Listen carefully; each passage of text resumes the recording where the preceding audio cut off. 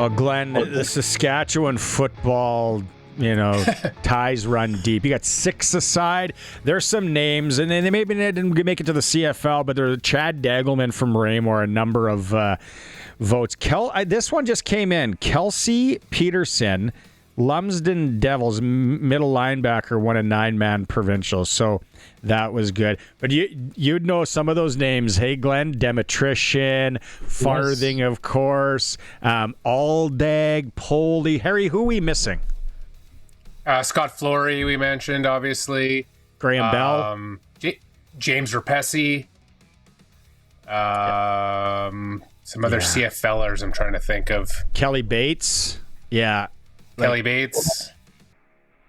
Well, when you guys bring up Polly and Aldag, when you bring up Polly and Aldag, I immediately think of the 2 grumpy Muppets in the balcony. That's the first, because they were just tied at the hip, those 2 guys, and of course Gull Lake, right? That's Roger. Yeah.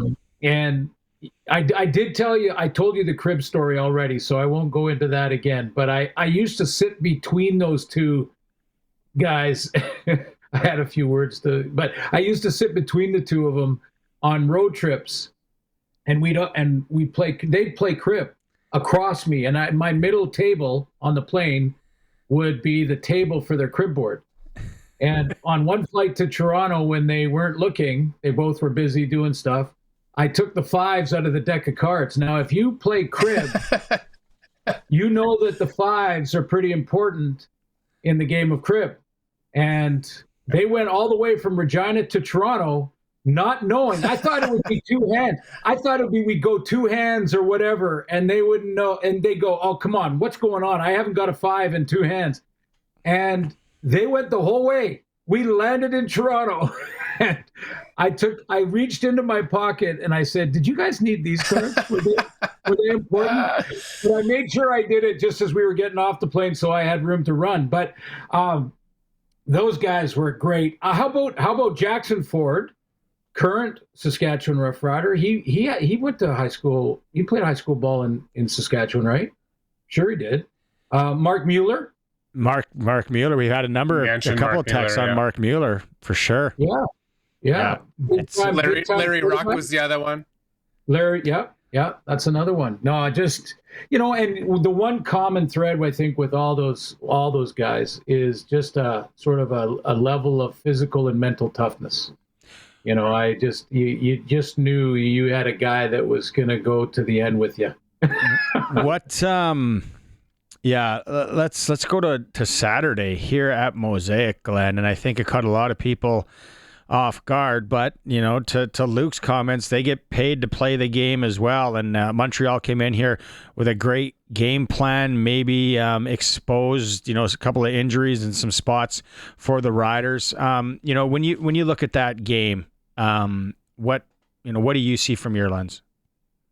Well, first of all, I shouldn't have been surprised, because I think back to now looking at it in retrospect. You look back at it and you see 2 highly emotional, intense games, one on Labor Day, most intense game of the regular season, and then the rematch to go into Winnipeg and win that game. And then you add the fact that there's a bye after the Montreal game. I know they're pros, and I know they have to block that stuff out, and they have to get themselves prepared and all of those things, but they're also human beings.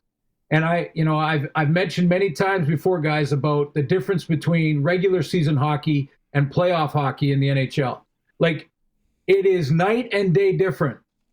And if you could do it in the regular season, you'd be undefeated. Obviously, you can't go that long, but my point is that sometimes you're doing everything you think you can be doing to be preparing yourself to play at a high level of intensity, but you've just come off 2 emotionally charged games, 2 intense games. You exercised a demon in Winnipeg, winning that Banjo Bowl, and then you have a bye right after the Montreal game. I mean, it's hard to fight off those the mind that is going to try to put you in cruise control. And I shouldn't be surprised. Here's what I am surprised of. Whoever took the over, good on you, because looking at those two teams going into that game, I would think, no way is that going to be over. That's the best defense in Saskatchewan in the league going into that game.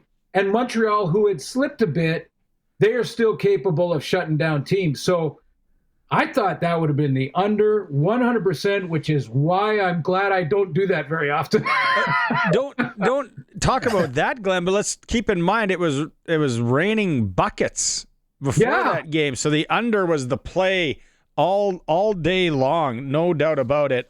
We talked about this with the Rash earlier too. Tyson Philpot, what a dude out there, like 238 yards. Can't say enough about him. Arash said he's a little bit bigger. That guy's on his second contract in the NFL. Yeah, Kerfala Exume had a rough night, and I'm sure the coach, maybe he's already talked about that it wasn't always his fault, and it was probably there's some zones and things like that. But at the end of the day, if you're playing a zone and you have the deep outside third and a receiver comes into that zone, he's your guy. And he had a rough night, but it's anyone who's crossed the stripe knows what that feels like. I certainly do. And, I'm sure he'll bounce back from it. He's got experience, and I'm sure he'll bounce back from it. I'm not suggesting, that he starts immediately, but I'm just saying that, as an athlete, he's got to bounce back from these down times. But yeah, I mean, Philpot, when I talked to Jason Moss about the injury to Davis Alexander and at the same time Philpot's injury, he put them in the same category. He said, we're not going to rush Philpot back or Davis Alexander back because we need both of those guys down the stretch when it comes to playoff positioning, getting a home game, and then winning that game and getting to where we want to get to, which is the cup. So he put them, like, usually your quarterback is in a very different conversation with the head coach than any other player on the team. Not necessarily that they treat him all that different, but just that you want to be sure about that guy. And he put Philpot in the conversation. He said, hey, Philpot, we're not going to rush. Davis Alexander, we're not going to rush. There were other injured players. He didn't mention them, but he mentioned those two guys. And that's how important Philpot is to that offense. And boy, did he have a game. Glenn, we kind of touched on it earlier about this is the perfect opportunity for a bye week coming off a loss like this. But at the same time, is there a preference going into a bye week? Is there a pro and a con to this way? Or if you're going in on a high note, like what is better? Is there a better? Yeah, I think for your psyche, it's better to go into a bye with a win.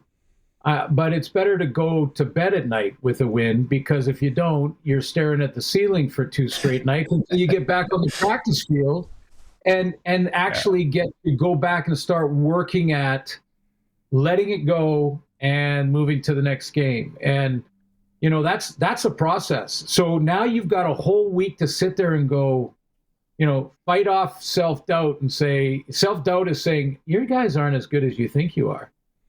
And you're saying, no, we are. We're doing the right things. We're practicing the right way.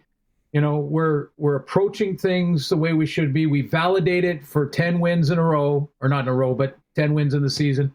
And, we're on the right track to where we want to be, which is first in the division. And you got to fight that. So now they've got a whole week to do that. So it's but what it does do is it reminds you, if you come off a loss, it reminds you of the work. It reminds you of digging in again. Like if it was starting to get a little fluffy, you can now just put your work boots back on, get back in there with the video and start breaking it down and saying, okay, I got to look in the mirror. How can I better help the team win next time we get out there? As a guy who likes to sprinkle, and that's been well documented here, like you look at it, especially I don't even know where you got Friday, 2 games Friday, 2 games Saturday, and you look at this week's schedule. First off, what game are you doing, or games up? I'm in Toronto for the first one, and then the Hall of Fame game in Hamilton.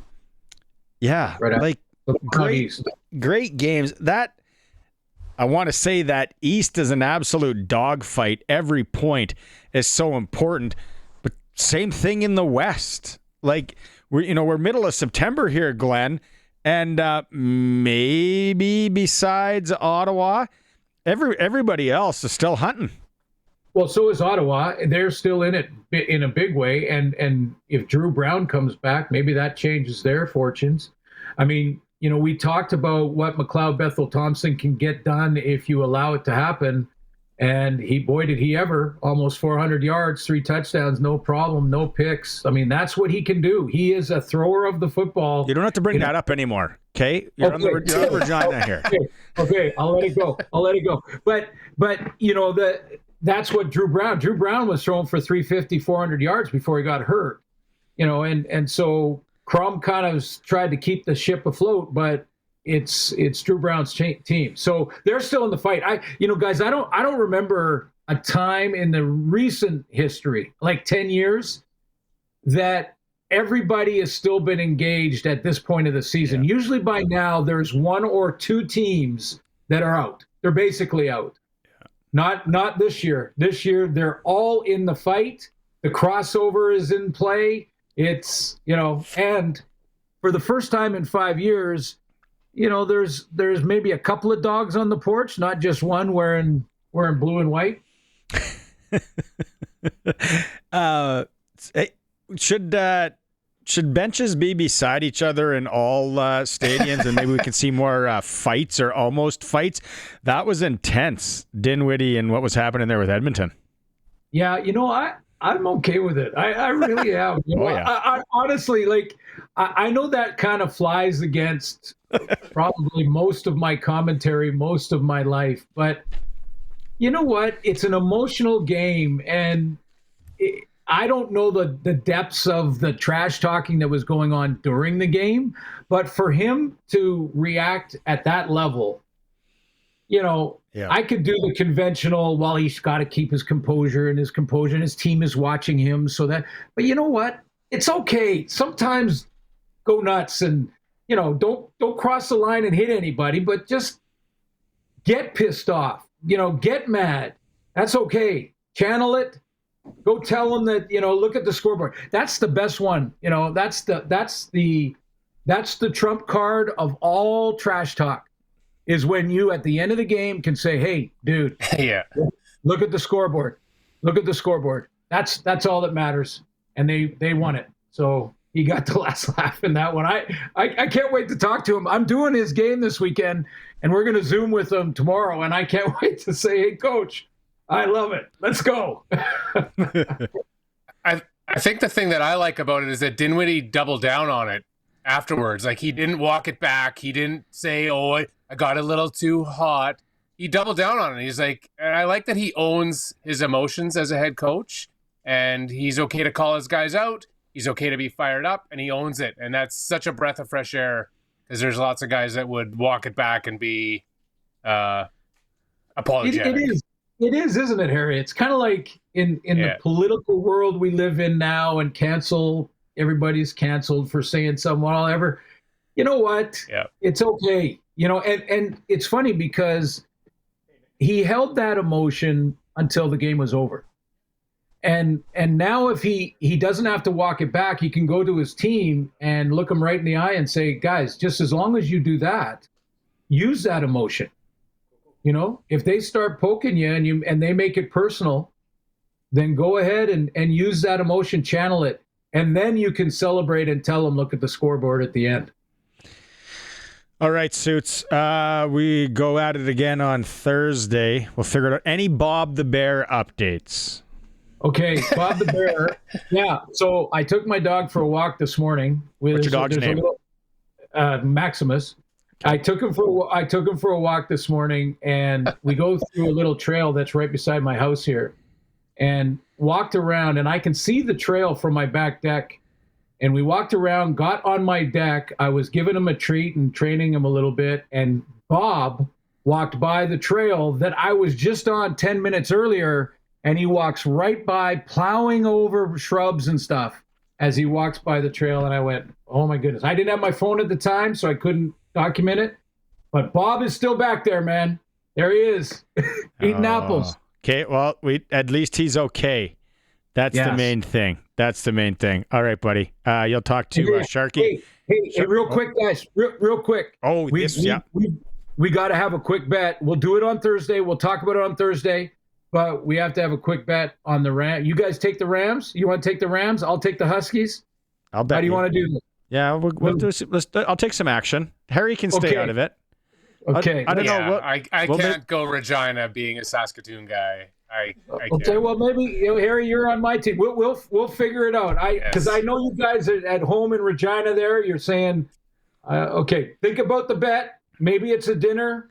Huskies, Rams, big weekend. Yes. If I see, I'm a Saskatoon guy too, but I've been here for 19 years, so I am going Rams. I love the Rams now, even though we have Mason Nias on the show tomorrow. So yes, Huskies win. I owe you a pork missile at the stadium next time I see you. Rams win, a nice maybe Diplomat, Spiro steak, some Greek ribs. That sounds good to me. Talk to you soon. See you, buddy. Okay, thanks, guys.